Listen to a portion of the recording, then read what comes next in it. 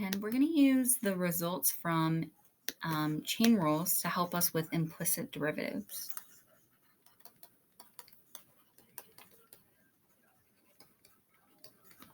Which we found were pretty difficult with partial derivatives when we first learned that section. And so this is just going to be a formula that you can remember and use. If you've got one of those problems where you've got a function that has x's and y's equal to some number, or more complicated, x, y's, and z's equal to some number,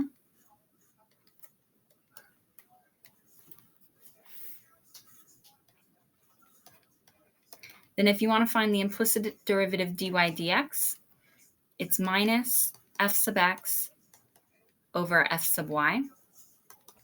And that's just, you're going to take the partial derivative of f with respect to x over partial derivative of f with respect to y, treating the others as constants. And then for the 3-variable case, it's that we can find that dz dx equal to minus g sub x over g sub z. It's the same format. It's just that z could also have the derivative with respect to y, in which case it's g sub y over g sub z. And so to find an example of this, we can go ahead and do it real quick for 2 variables. So we've got x squared y plus natural log of 2x plus y equal to 5. And we want to find dy dx. And so what I'm going to do is I'm just going to go ahead and say, okay, my f of x, y is just that x squared y plus natural log of 2x plus y. And my number that it's equal to is 5. And so the thing that is f sub x is just taking partial derivatives, treating y as constant. So I'll get a 2xy plus a 2x plus y in the denominator with 2 on top, using the chain rule on that natural log. And f sub y is going to be x squared times 1 plus, again, a 2x plus y in the denominator, and now a 1 on top. And hopefully those partial derivatives are getting a little bit quicker for us now that we're getting lots of practice. And I can just apply my formula. dy dx is minus f sub x, 2xy plus 2 over 2x plus y over f sub y, x squared plus 1 over 2x plus y. And we could simplify that, but I've tried to fit the next example in and do all the algebra and not been able to finish in the past. So I'll go ahead and call that good enough. Just combine fractions if the form bothers you. And make sure to note that this example is over. I'm going to start a different example that's more complicated now. I don't want you to think that you have to do anything else to find that answer dy dx that we need for this simple example. But if we want to look at a problem with 3 variables, it actually becomes kind of interesting because we can also use the results to help us find higher order derivatives.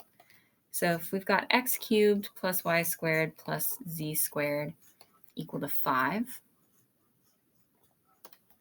and we want to find all of our second order derivatives, d2 z over dx dy, d2z over dx squared, and d2z over dy squared. And to get these second order derivatives, I need to know my first order derivatives, dz dy, dz dx first. This formula we learned can make that really easy, a lot easier than implicit differentiation. So first, I note that my g is that x cubed plus y squared plus c squared. So I've got g sub x is 3x squared. G sub y is 2y. And g sub z is 2z. Then I want to find my first order derivatives.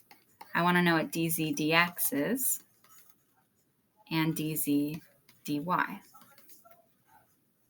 It's going to be minus g sub x over g sub z for dz dx, following the formula on the prior page.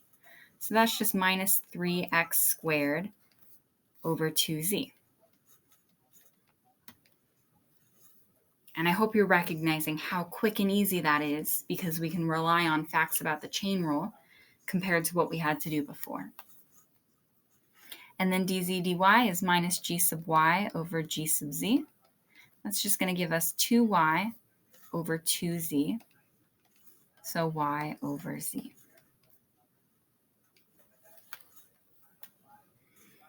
And then finally, we can actually find what we set out to do. So if I wanted to find d2z over dx dy, I know that that's the partial derivative with respect to x of dz dy. But I just found dz dy. So I can go ahead and say, okay, that's d dx of y over z. Now that I'm not using that nice formula, I do have to treat this whole thing like a normal partial derivative. So I'm looking at this. It's easier for me to think about it as a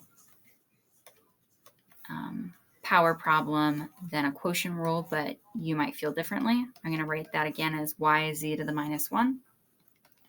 That's going to give me minus yz to the minus 2 times dz dx.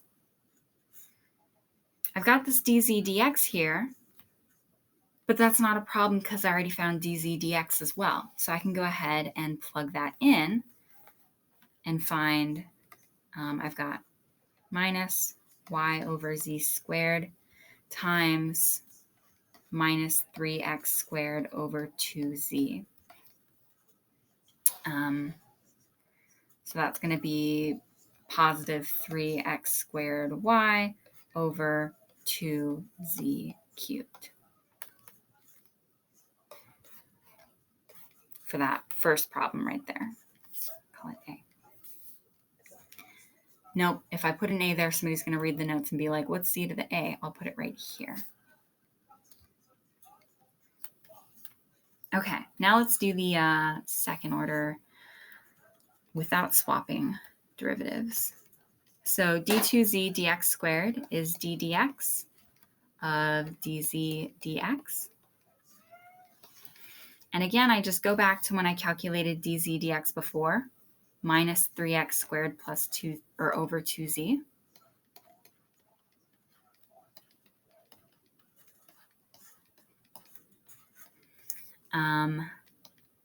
So for me, it's going to be easiest to pull that constant number out front, so I'm not worrying about it. And then write my x squared z to the minus 1 like that. Now I'm thinking about like a product rule with a couple different powers instead of a quotient rule, which I don't like. So minus 3/2 is up front. I'll take the derivative with respect to x is 2x times z to the minus 1 plus, keep x squared the same, derivative of z. That's going to give me minus 1 times z to the minus 2 times dz dx. Again, that dz dx is in the problem, but I can get rid of it by just plugging in what I know dz dx is. And I feel like I have enough room to do that right here. So let's call that minus 3/2 2x over z minus x squared over z squared. That's this part right here. And then I'm going to plug in my minus 3x squared over 2z. And that becomes a plus sign because I had minus before, times a minus gives me plus. And I could simplify that further, but I don't want to run this video too long. So now just a little bit of practice. Hopefully you're feeling familiar with the process. Let's do the d2z dy squared. I'm going to have to take d dy of dz dy. So that's d dy of, I think, minus y over z. Let's just check it real quick. It was. I just dropped it at some point. It's okay. Put some minus in front of everything I did just now. Sorry about that, everyone. Maybe if you're following very closely, you caught that. So good job. Minus y over z d dy. And again, I'm going to pull out the constant number in front and write it as this yz to the minus 1, because that's just easier for me to think about. So that's minus d dy of derivative of y with respect to y is 1 times z to the minus 1, plus keep y the same and take the derivative minus z to the minus 2 times dz dy.